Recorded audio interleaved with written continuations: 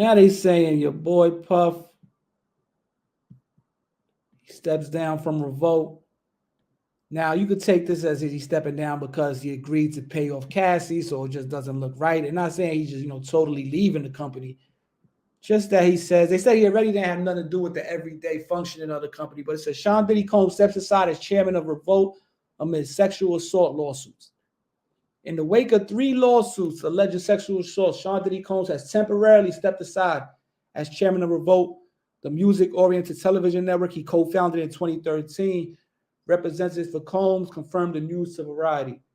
A statement posted to Revolt's Instagram reads, Sean Combs has stepped down from his position as chairman of Revolt. While Mr. Combs had previously had no operational or day-to-day role in the business, this decision helps to ensure that Revolt remains steadfastly focused on our mission to create meaningful content for the culture and amplify the voices of all Black people throughout this country and Africa and the PoRo. Earlier this month, Cassie accused Combs of raping and beating her over the course of a decade. Previously recorded for Combs' Bad Boy Records label. Just one day after the lawsuit was filed, Cassie and Puffy reached a settlement. Combs maintains his innocence, and his attorney Ben Brockman said in a follow-up statement, just so we're clear, a decision to settle a lawsuit, especially in 2023, is in no way an admission of wrongdoing. Mr. Combs' decision to settle the lawsuit does not in any way undermine his flat-out denial of the claims. He is happy they got to a mutual settlement, and which is Cassie the best. Combs was hit with another lawsuit last week filed under the New York Adult Survivors Act by Joy Dickinson Neal, who alleged that Combs drugged, sexually assaulted, and abused her, and that she was the victim of revenge porn created and distributed by the rapper. The suit also names Combs' company Bad Boy Entertainment and Combs Enterprises as defendants. According to the complaint, Dickinson Neal and Combs met while she was a student at Syracuse in 91. She agreed to attend a dinner with him after appearing in one of his music videos. She alleged that Combs intentionally drugged her during the dinner, sexually assaulted her, recorded on video, and shared the tape with others. She is suing Combs for substantial and lifetime injuries that she said resulted from the alleged assault, including severe depression and suicide ideation. Per the complaint, Dickinson Neal was demanding a trial by jury and compensation for the alleged mental, emotional injury, distress, pain, suffering, and injury to her reputation. A spokesperson for Combs told Variety, these are fabricated claims, falsely alleged misconduct for over 30 years ago and filed at the last minute. This is nothing but a money grab because of Mr. Combs' fame and success. He is an easy target for anonymous accusers who lie without conscience or consequence for financial benefit. The New York legislators surely did not intend or expect the Adult Survivors Act to be exploited by scammers. The public should be skeptical and not rush to accept these bogus allegations. An additional lawsuit filed against Combs by Jane Doe alleged that the hip-hop mogul and R&B singer Aaron Hall took turns raping her and her friends at Hall's apartment sometime between 90 and 91. A representative for Combs blasted the lawsuit as fabricated claims. Combs started Revolt in 2013 with Andy Schuon and formed a distribution pact. Right now, he got Love and Respect with Killer Mike, Revolt Black News, and Sneaking It with Drewski. So, he stepped aside from Revolt. He stepped aside from De Leon. Okay. He got the remember the charter school and they got rid of they let him go. The charter school, what's it called in Harlem? They let him go? Capital Prep? Yeah, you can Google that. Google Capital Prep today. They let go of Diddy. Okay. And then like, cause he don't own. People think he owns Revolt. He's the chairman of Revolt, but that Jewish guy owns Revolt. And if like Fifth said in the post he put today, if like I guess the major sponsors to Revolt is Cadillac and AT&T or some shit. Yeah. So if they pull out, then it might be up for grabs, and then I guess people could be trolling, but he said he willing to buy. He'll buy Revolt. It's just different when you clean. When you ain't got no shit like that on you. You know what I'm saying? And like right now, Diddy's down, bro. I'm gonna be real with you, man. But I don't know if he's out, but he's definitely down. Well, he had a good run. At the end of the day, if it's time, so it's time. At the end of the day, if you did a lot of these things, you had to expect at some point it was going to come out. It might be time for them things to come out. You guys had a lot of leeway in the 90s and all that to do what you was doing. But in his defense, let me just play this. Is he the next to go to Bally? Because I ain't saying lie, man, huh? He got more money to fight. Let me just play this real quick. Man on this list has been sued for sexual assault. Now, what you probably don't know, all of these lawsuits were filed in New York. All of these lawsuits were filed last couple of days. And all of these lawsuits involve very old claims. In the case of Mayor Eric Adams, you're talking about a woman claiming sexual assault from 1983. That's before I was born, more than 30 years ago. There's time limits to filing lawsuits, right? You can't just wait forever. How are these people able to file such old lawsuits against these guys? Well, what's going on here is the Adult Victim Survivors Act.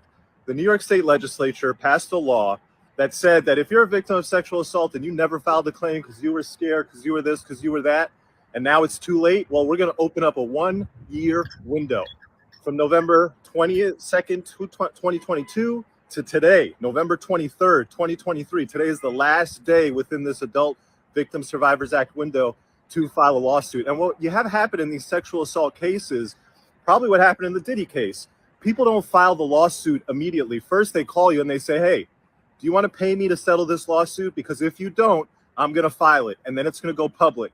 So before they go public with it, they use that leverage of keeping it confidential, keeping it out of the public eye to try to settle. Now, if the celebrity defendant, whoever it is on the other side, doesn't care and they say, no, I'm not settling, you go file, then you go file. So in this case, the deadline to file these old claims was today. So they kind of waited and they were trying to negotiate, keep that leverage of keeping it confidential. And then eventually, when you don't get that settlement, you go ahead and you file that lawsuit.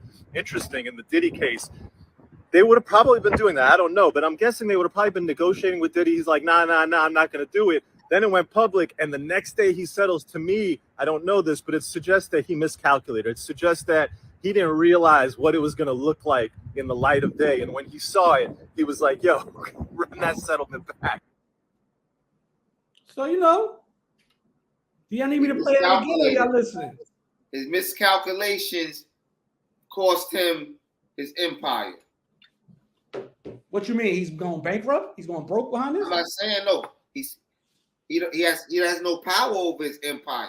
I'm not saying he's going bankrupt. He still got his fortune. Then hey. No, but what I'm saying, when you are emperor, you got a lot of people underneath. You know what I'm saying? You got leverage. His leverage is shot. I'm gonna be real with you. I think a lot of this is due to his lawsuit versus Diageo, bro. I think a lot of this is doing that lawsuit with. He went against the grain when he went against them little hats from London. You know what I'm saying? And that's why I think it all stemmed from. Billy said, "You know what happens when it rains? Niggas get wet." Pause. That's what he said. And then the thing about it too, another point is he was doing too much, bro. Got away with a lot. Because you got to look like the Keefe D shit. Then come to find out, his daughter's mother used to fuck with Pac. They always know that. You thought Aaliyah Petty was something new? They've been doing that from back in the day. No, but she was like laid up with Pac.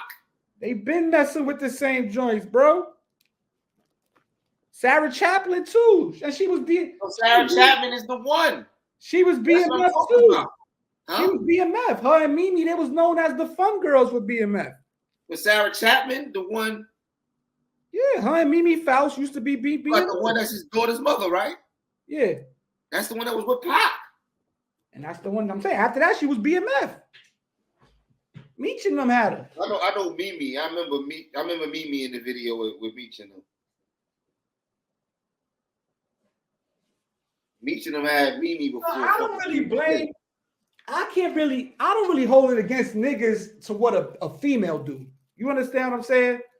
Like, just because she fuck with this nigga that fuck with that nigga, why is that a shot at the nigga?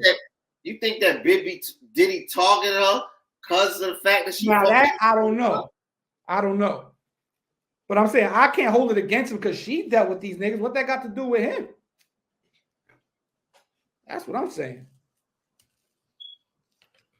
That's all I'm saying. All right, do you see anything about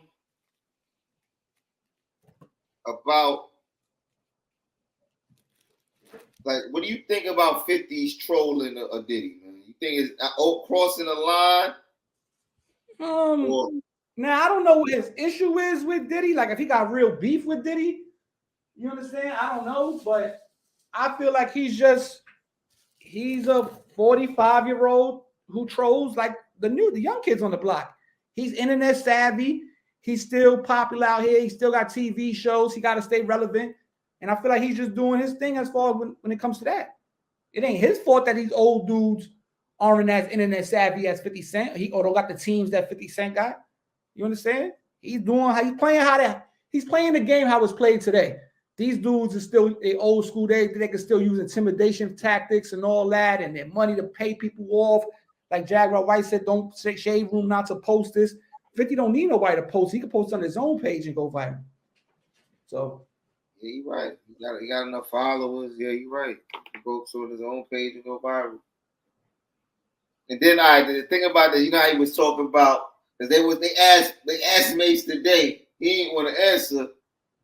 But like with 50, like in window shop, was 50 taking you shopping?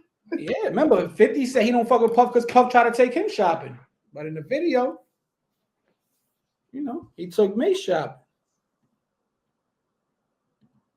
You know, it is what it is. Yeah. Said he did try to please Fifth for $2 million. I know he did. That's what Fifth said they shit went kind of sour then too.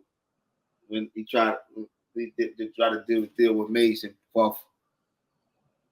Yeah. You know what I'm saying? But see, the thing about it was, I'm gonna tell you too, like with 50 can't, like, his vitamin water shit put him in the echelon with them niggas way ahead of schedule. Yeah, but then he broke after that. He claimed bankruptcy after that.